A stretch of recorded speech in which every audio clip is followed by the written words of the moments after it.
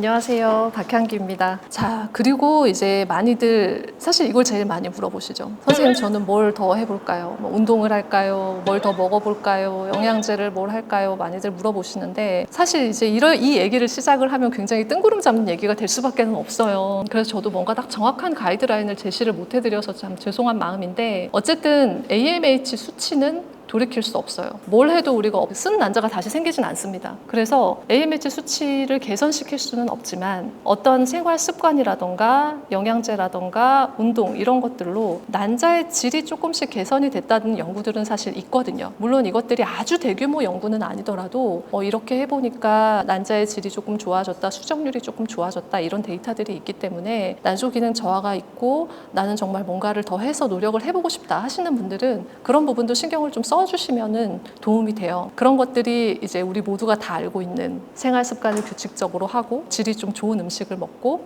운동을 적당히 하는 거. 셋 다 그냥 적당히 하시면 돼요. 예전에 한참 바디 프로필 찍는 거 유행해서 환자분들이 많이 오셨어요. 그 바디 프로필 하신다고 탄수화물 극도로 제한하고 단백질만 드시고 그러면서 생리 끊어지는 분들 되게 많거든요. 그래서 운동도 적당히 하세요. 그리고 음식도 단백질 당연히 좋죠. 질 좋은 단백질을 많이 드시면 난자 질이 좋아진다는 연구 결과들도 많이 있는데 그렇다고 해서 너무 단백질에만 치중하시지 마시란 얘기예요. 탄수화물 무조건 나쁘지 않아요. 적당한 탄수화물을 섭취를 하시고 어쨌든 균형 잡힌 식단을 고루고루 먹는다 이렇게 생각을 하시면 될 것 같아요. 그리고 운동도 적당히. 만보 걷기가 좀 시험관 하시는 분들한테는 한참 유행이었거든요. 지금도 사실 유행인데 그렇게 하면은 난자가 많이 나온다 하고 이제 열심히 걷다가 오세요. 이렇게 더운데 근데 만보 걷기를 내가 평소에 한다. 나는 만보 걷는 거 너무 아무렇지도 않다 하시면 하셔도 돼요. 근데 그게 아니고 나 만보 걷는 거 너무 힘들다. 너무 스트레스다. 그러면 하지 마세요. 사실 이게 무리하지 마세요라고 제가 말씀을 드리는 거는 그렇게밖에 표현을 할 수밖에 없는 게 각자의 주관적인 건강 상태가 너무 다르기 때문에 그렇거든요. 그래서 무리라는 그 기준은 그냥 그렇게 잡으시면 돼요. 이걸 해서 내가 힘드냐 안 힘드냐. 이걸 해서 안 힘들면 하셔도 돼요. 그게 뭐 PT가 됐든 만보 걷기가 됐든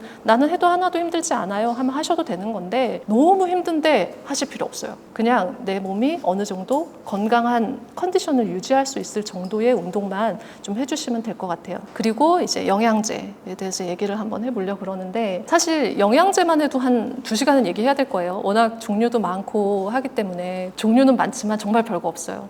그냥 뭐 이렇게 해보니 일부 좋아진대요. 아니면 그냥 비슷하대요. 이런 것들이 많거든요. 저도 이제 논문을 찾아보면 영양제들에 관련한 논문들은 대부분 대상자가 좀 적어요. 수가 조금 적고 대규모 연구를 해야 사실 이거를 우리가 신뢰를 할 만큼의 결과가 나오는 거거든요. 근데 사실 이런 영양제 중에 그렇게 대규모 연구가 된 거는 엽산밖에 없어요. 의외로 엽산 안 드시고 계시는 분들 많은데 엽산은 10년 동안 데이터가 쌓였어요. 그걸 30개국에서 했거든요. 그렇기 때문에 30개국의 10년 데이터면 사실 전무후무한 데이터예요. 그 어떤 영양제도 그렇게는 앞으로는 연구를 못 할 거예요. 근데 엽산은 신경관 결손 아기를 임신하는 걸 막아준다는 게 너무 이미 확실하게 알려져 있는 거기 때문에 영양제 중에 꼭 하나를 드셔야 된다. 그럼 이건 엽산이에요. 엽산 용량에 관해서는 그건 선생님하고 상담을 해보셔야 돼요. 왜냐하면 내 나이에 따라서 그리고 어떤 분들은 엽산 대사에 문제가 있는 경우들도 있거든요. 그래서 그런 분들은 좀 고용량을 드셔야 될 필요도 있는 거기 때문에 일단 엽산을 꼭 드시는데 구체적인 용량은 담당하시는 주치의 선생님들하고 상의를 좀 해보세요. 엽산 그리고 이제 나머지 영양제들 많죠. 찾아보면 진짜 많이 나오죠. 진짜 많이 나오는데 중요한 거는 제가 말씀을 드리고 싶은 건 얘네들은 그냥 다 보조제예요. 물론 저도 권해요. 진료실에서. 왜냐하면 난소기능 저하가 있으시고 나이가 많으신 분들이 우리가 할 수 있는 게 사실 딱히 없거든요. 그래서 이런 보조제들은 사실 지금까지 난임이 아니더라도 그냥 건강관리를 위해서도 너무 많이 드셔오신 것들이고 먹어서 크게 문제가 됐다고 보고가 된 적이 없고 하니까 한번 먹어보자. 어차피 컨디션 개선을 위해서도 도움이 된다고 하니 먹어보자 라는 수준이라고 생각을 하시면 될 것 같아요. 난임 관련한 보조제들은 항산화제가 대부분이에요. 코큐텐, 고용량 비타민C,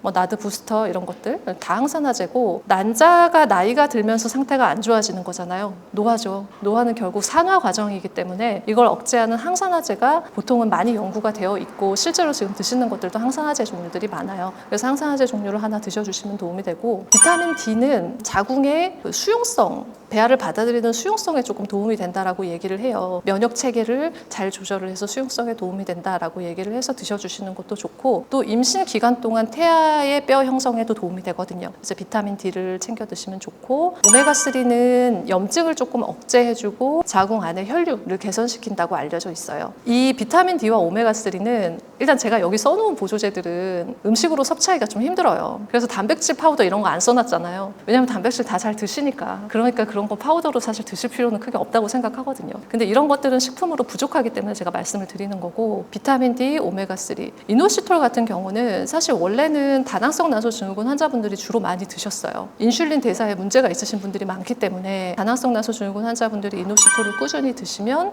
다낭성 때문에 배란 장애가 있는 게 좀 개선이 된다라는 얘기가 많기 때문에 드시기 시작을 했는데 최근에는 이노시톨이 항산화 효과가 좀 있다라는 연구들도 좀 있어요. 그래서 이노시톨도 드시면 도움이 됩니다. 그리고 마지막 아르기닌 같은 경우는 이것도 자궁 내막 혈류량을 개선을 시켜서 자궁 내막을 좀 도움을 준다라고 알려져 있는 보조제들이에요. 그나마 현재까지 있는 것 중에 그래도 논문이 조금 있는 것들이 여기까지라고 생각을 하시면 되겠습니다. 중요한 건 드시면 안 되는 것들.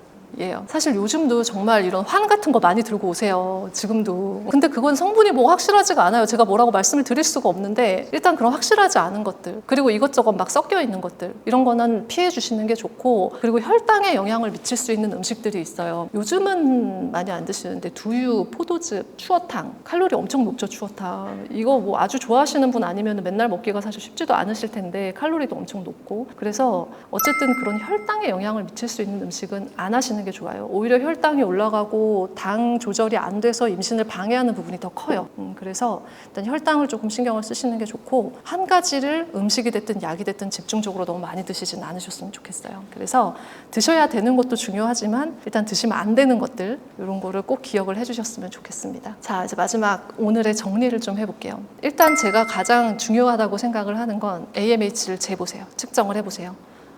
안 해보셨다 그리고 나 한지 1년 넘었다 하면은 꼭 한번 재보시고 만약에 내가 현재 임신 계획이 없다라고 하면은 난자 냉동을 좀 고려를 해보셔야 돼요. 이 난자 냉동이 사실 아직 그렇게 많이 활발하게 이루어지고 있지는 않은데 AMH를 미혼 때 체크를 해보고 유일하게 내 미래의 가입력에 대해서 우리가 대비를 할 수 있는 거 이거밖에 없거든요. 난자 냉동.